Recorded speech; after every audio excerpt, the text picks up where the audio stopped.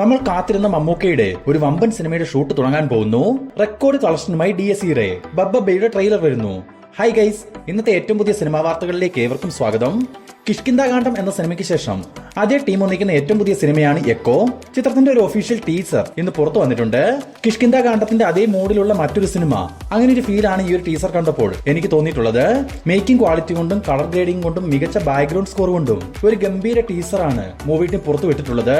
ബാഹുൽ രമേശിന്റെ തിരക്കഥയിൽ ബിഞ്ചിത്ത് അയ്യത്താൻ സംവിധാനം ചെയ്ത എക്കോയിൽ സന്ദീപ്, വിനീത്, അശോകൻ തുടങ്ങിയവരാണ് പ്രധാന വേഷങ്ങളിലെത്തുക.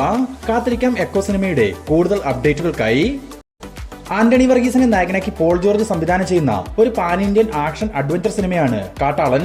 ആന്റണി വർഗീസിനൊപ്പം കബീർ ദുഹാൻ സിംഗ്, രജിഷ വിജയൻ, ജഗദീഷ്, സിദ്ദിഖ്, സുനിൽ തുടങ്ങിയവർ പ്രധാന വേഷങ്ങളിലെത്തുന്ന കാട്ടാളന്റെ ആദ്യ ഷെഡ്യൂൾ ചിത്രീകരണം കഴിഞ്ഞ മാസം തായ്ലാന്റിൽ വെച്ച് നടന്നിരുന്നു. ഇന്നിപ്പോൾ പുറത്തു വന്നിരിക്കുന്ന ഏറ്റവും പുതിയ ന്യൂസ് എന്തെന്നാൽ ചിത്രത്തിന്റെ രണ്ടാം ഘട്ട ചിത്രീകരണം ഇടുക്കിയിലെ വാഗമണിൽ വെച്ചാവും നടക്കുകയെന്നാണ്. അതും ഈ നവംബർ മാസം തന്നെ ആരംഭിക്കുകയും ചെയ്യും.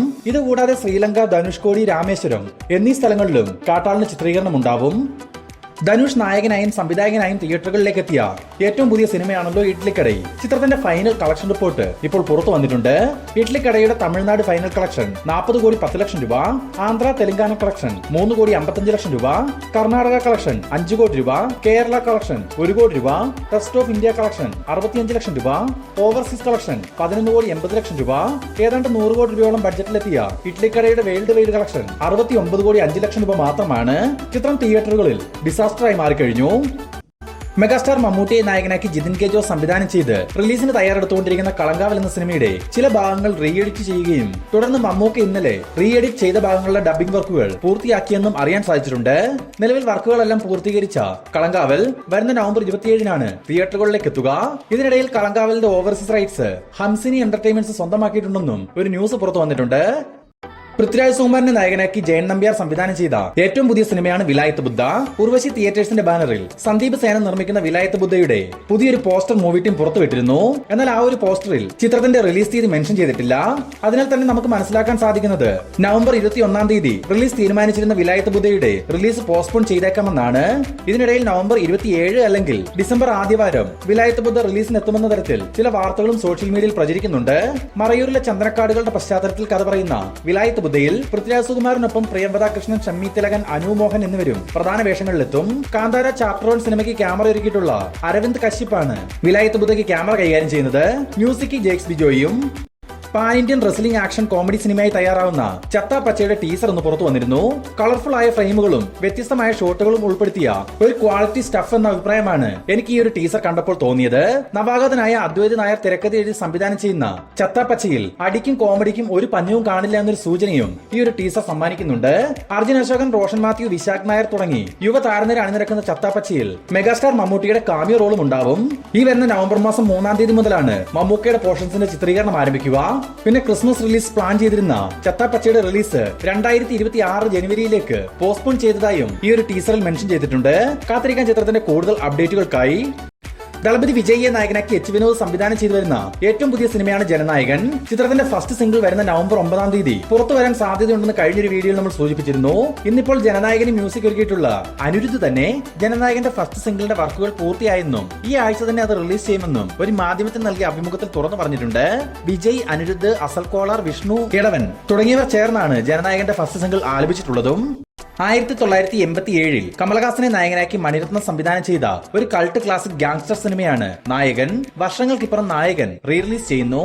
ഈ വരുന്ന നവംബർ 6-ാം തീയതി മുതൽ നായകന്റെ 4K വെർഷൻ തിയേറ്ററുകളിലേക്ക് എത്തും. പൃഥ്വിരാജ് സുകുമാരനെ നായകനാക്കി വൈശാഖ് സംവിധാനം ചെയ്തു വരുന്ന ഒരു ആക്ഷൻ ത്രില്ലർ പാൻ ഇന്ത്യൻ സിനിമയാണ് ഖലീഫ.